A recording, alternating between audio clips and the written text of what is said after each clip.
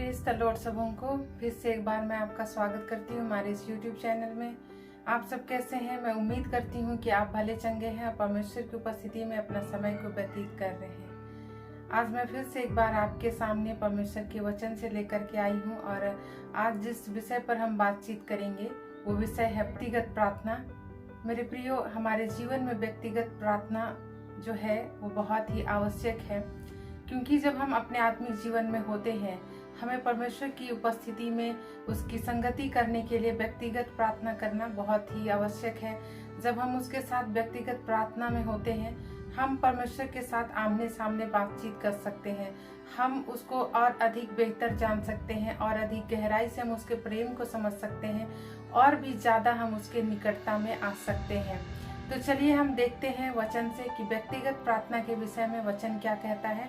तो आइए हम लोग वचन से देखते हैं और इस समय हम वचन में देखेंगे मत्ती अध्याय 6 पद संख्या 6 में, जहाँ पे वचन इस तरह से कहता है, परंतु जब तू प्रार्थना करे तो अपनी कोठरी में जा और द्वार बंद करके अपने पिता से जो गुप्त में है प्रार्थना कर, तब तेरा पिता जो गुप्त में देखता है तुझे प्रतिफल देगा।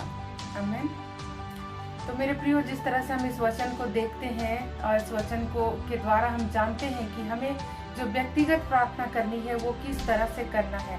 व्यक्तिगत प्रार्थना करने के लिए बहुत प्रकार के तरीके हैं, लेकिन जो तरीका है जिसके विषय में प्रभु बात करता है और ये जो हमने वचन से पढ़ा है, इस वचन के अनुसार परमेश्वर का वचन क्या कहता है कि जब हम परमेश्वर से बातचीत करें, जब हम अपने व्यक्तिगत प्रार्थना में हो तो हम एक एकांत जगह पर जाएं और हम उसकी उपस्थिति में रहें, हम उससे प्रार्थना करें, हम जो अपनी बातें हैं उससे हम कहें। मेरे प्रियो, प्रार्थना करना क्या है? जब व्यक्तिगत प्रार्थना करें तो हम इस अपने पिता से हे अब्बा हे पिता कहकर प्रार्थना कर सकते हैं। और जब हम व्यक्तिगत प्रार्थना करते हैं अपने मन की बातों को हम अपने पिता से बता सकते हैं। हम परमेश्वर के सामने अपने दिल की हर एक बातों को रख सकते हैं। वो जो हमारा परमेश्वर है जो गुप्त में है वो हमारी प्रार्थनाओं को सुनता है। और जब हम प्रार्थना करते हैं मेरे प्रियो, हमें आवश्यक है हम अपने की हुई प्रार्थनाओं पर विश्वास करें कि परमेश्वर ने हमारी प्रार्थनाओं को सुना है और उसका उत्तर देगा, क्योंकि हमारा जो परमेश्वर है वो हमारी प्रार्थनाओं को उत्तर देने वाला परमेश्वर है। हमारा जो परमेश्वर है वो जीवित परमेश्वर है और वो हमारी कही हुई हर एक बातों को वो सुनता है। और जब हम उससे प्रार्थना करते हैं, व्यक्तिगत प्रार्थना करते हैं, तो हम और भी अधिक अपने जीवन में सफल होते चले जाते हैं, क्योंकि हम हर दिन जब उसकी संगति में आते हैं वो अपनी योजनाओं को हमारे जीवन में प्रकट करता है, वो हमारे जरूरतों को पूरा करता है, वो हमारे लिए जो आवश्यक है उन सारी बातों को हमारे जीवन में उपलब्ध कराता चला जाता है। वो हमें व्यक्तिगत रूप से जानता है, तो हमें भी आवश्यक है कि हम उसे व्यक्तिगत रूप से जानें। और जब तक हम उसको व्यक्तिगत रूप से नहीं जानेंगे तब तक हम अपने जीवन में संघर्ष करते रहेंगे, क्योंकि हमें उनकी आवाज़ को सुनना बहुत ज़रूरी है। और हम उसकी आवाज़ को कब सुन पाएंगे?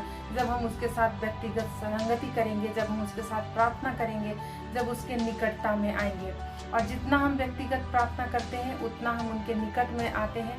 हम जितना व्यक्तिगत प्रार्थना करते हैं उतना हम उनकी आवाज़ों को सुन पाते हैं।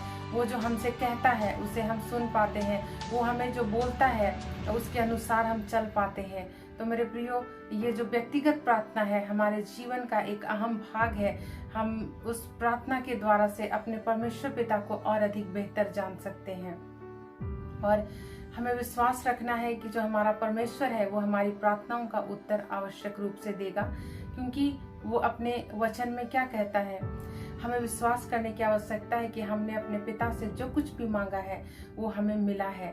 तो मेरे प्रियो, जब आप अपने जीवन में व्यक्तिगत प्रार्थना में होते हैं और आप उन सारी बातों को जो कुछ भी आपने उनके सम्मुख में रखा है, अपने जीवन से संबंधित, अपने परिवार से संबंधित, अपने बच्चों से संबंधित, या फिर अपने व्यक्तिगत जीवन से संबंधित, या फिर अपने काम के विषय में, या फिर अपने किसी भी प्रकार की जरूरतों को आपने उनके सामने रखा है, या फिर जो कुछ भी आपके जीवन में आवश्यकताएं हैं, घटी कमी है, उनके विषय में आपने प्रार्थना में मांगा है, तो आप विश्वास करें कि परमेश्वर पिता आपको निश्चय रूप से प्रदान करेंगे, क्योंकि वो जीवित हैं और हमारी प्रार्थनाओं को सुनते हैं और उसका वो उत्तर देते हैं। और वो हमारी प्रार्थनाओं का उत्तर इसलिए देते हैं क्योंकि वो हमारे ज़रूरतों को हमारे मांगने से पहले जानते हैं। और ये हमें मत्ती अध्याय 6 पद संख्या 8 में मिलेगा। वहाँ पर इस तरह से लिखा है कि हमारा जो पिता है वो हमारे मांगने से पहले ही वो सब कुछ जानता है। तो निश्चय प्रियो, विश्वास रखें कि आपने जो कुछ भी परमेश्वर से अब तक प्रार्थना में मांगा है, और यदि आपने नहीं मांगा है, यदि आप व्यक्तिगत प्रार्थना में नहीं है, तो आप व्यक्तिगत प्रार्थना में बैठें और अपने परमेश्वर से हर एक उन चीज़ों को मांगे जो आप चाहते हैं अपने जीवन में। हर एक उन भली वस्तुओं को जब आप परमेश्वर से मांगेंगे, वो परमेश्वर आपके जीवन में पूरा करेगा। प्रियो, आज के लिए इतना ही। मैं विश्वास करती हूँ कि आज के इस वचन के द्वारा से आप आशीषित हुए हैं। और हम छोटी सी दुआ करते हैं। धन्यवाद जीवित अनुग्रहकारी सामर्थ्य खुदावन परमेश्वर पिता, प्रभु हम आपका धन्यवाद करते हैं। पिता, इस समय इन प्रियजनों को तेरे हाथ में सौंपती हूँ। जितने भी लोग इस समय इस वीडियो को देख रहे हैं प्रभु, हर एक के जीवन में तू अपना कार्य कर, अपना अनुग्रह को दे। और प्रभु परमेश्वर पिता, मैं प्रार्थना करती हूँ हर एक के जीवन में तू प्रार्थना करने वाली आत्मा दे, ताकि ये और भी अधिक समय आपके साथ व्यतीत कर सके। ये जब भी प्रार्थना करे पिता, तेरी उपस्थिति को महसूस कर सके, तुझे देख सके, आत्मा में होकर ये चलने वाले होने पाए। प्रभु पवित्र आत्मा, इनके आत्मिक आंख और कान को तू निरंतर खोलता चला जा प्रभु, और इनके जीवन में प्रभु तो अपने आप को प्रकट करता चला जा। इनकी हर एक आवश्यकताओं को तो पूर्ण कर। इन्होंने जो कुछ भी प्रार्थना में मांगा है, हर एक चीज को तो इनके जीवन में उपलब्ध कर।